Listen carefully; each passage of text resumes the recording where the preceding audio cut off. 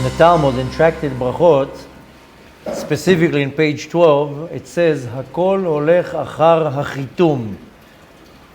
You finalize something when it's sealed, or something is complete when you sign it or you seal it.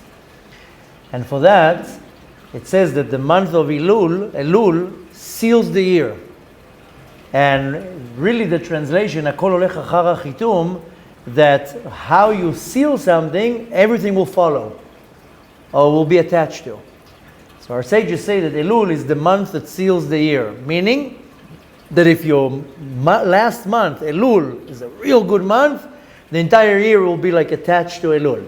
Even if you had a stinky year, meaning you didn't really show up to the minyanim, you didn't learn Torah, you weren't so great in your tshuva and your avodat Hashem, you weren't that great for 11 months. But Elul, you gave it the best shot, then it says, like as if from Shamayim, they'll ignore 11 months, they'll focus on 1 month and say, okay, because your last month was so great, we'll consider like as if all your 11 months were that great. And this is for everything, by the way, not only on the month of Elul, but since we're in the month of Elul, so our sages explain, Elul signs off the year. It's the last month of the year, it's sealing the year.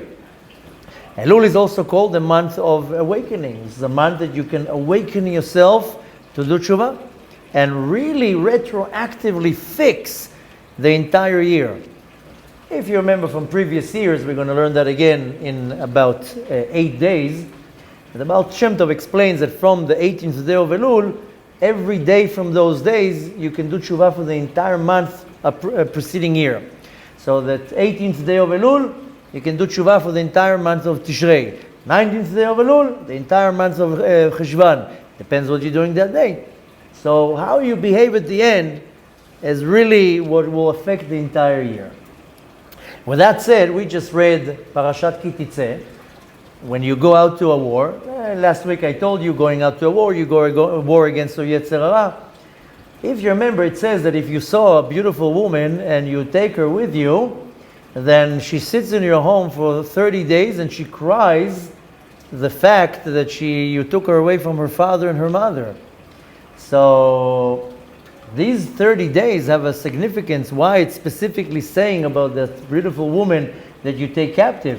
First of all, if you remember, the month of Elul, on Rosh Chodesh Elul, is when Moshe Rabbeinu went up to the mountain to ask for forgiveness for the golden calf.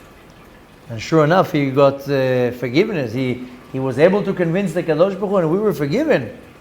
But nevertheless, this already teaches us that Elul is a very powerful month for tshuva.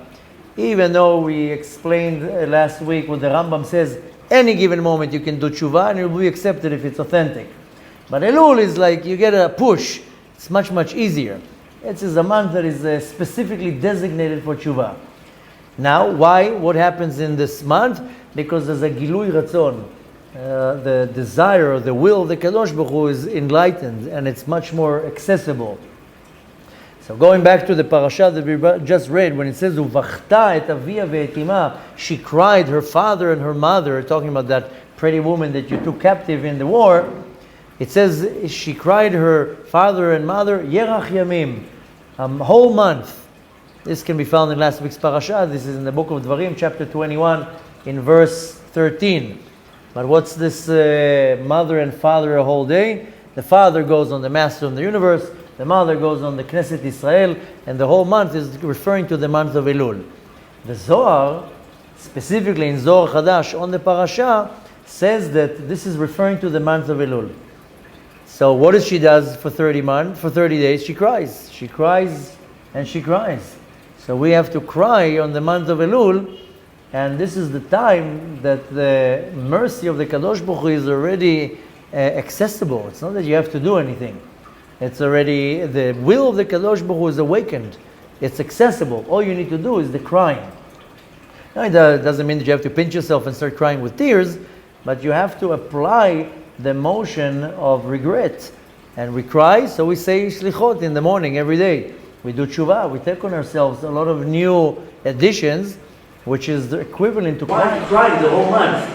What's the result of that? It's the result of that I'm able to access this unbelievable mercy of the Kadosh Baruch Hu to achieve atonement. So the two things you want to take from that. First of all, the power of Elul. We literally have an opportunity. Imagine if we would wake up and do tshuva 4 months ago to try to do the boot camp. Then it will be much harder. Now it's easy. So first of all, as they say, strike the iron while it's hot. It's a auspicious month. Don't let the month go through your hands. We're already in the 10th day of Elul. This is month is going fast. I have another 3 weeks, even less than 3 weeks.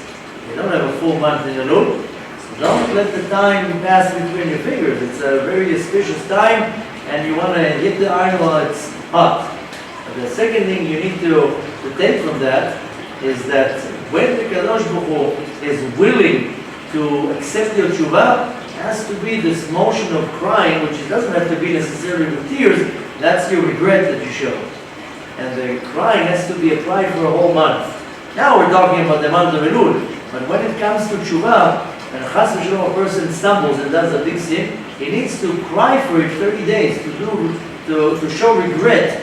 How do you do that? Either you really cry, or you take on yourself, okay, I'm going to learn now for the whole month 5 Mishnayot every day. I'm going to read 10 chapters of Tehillim every day. Of this 1 month, and I'm going to show the Kadosh Baruch Hu my regret for what I did, and that will be like the month of crying, so to say. It doesn't have to be with tears, but at least you're showing the Master of the Universe, okay, I stumbled, I did a mistake, but I'm coming to arouse your mercy with some type of an offering, and my offering will be my sacrifice, whatever it be, 10 minutes out of my time, 20 minutes out of my time, to read Tehillim, learn Mishnayot, do something, help another person, whatever needs to be done.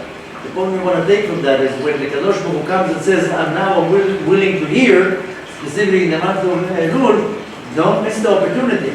You come and you come closer to the Kadosh Baruch Hu. This is an opportunity that comes once in a year, for a whole month. Where do you hear such a thing, that you're getting a whole month of an opportunity? So, you need to wake up. Don't let this month go between your hands and wake up in the 28th day of Elul and be like, Aish. Rosh Hashanah is in 2 days, I didn't do anything. So wrap yourself and wake yourself up. That's why we blow the shofar all the time. Wake yourself up. Wait a minute, I have 20 days, I have 19 days, I have 18 days. The time is running out. 30 days is a long time, but don't let it go through your fingers and you end up having 3 days. And now it's very easy to do tshuva. Much easier, because Hashem's will is revealed. It's called Gilui Ratzon. Hashem's will is for you to do tshuva. Lo yachpotz b'mot hamet, it says, Hashem doesn't desire you to be punished and to die. Kadosh Baruch Hu wants you to do tshuva. So it's kind of giving you all the opportunities. Don't mess it up. Don't let it go till the last minute and hit the iron while it's hot. B'ezrat Hashem, we have a much greater chance that our tshuva will be accepted, b'chesed u'berachamim.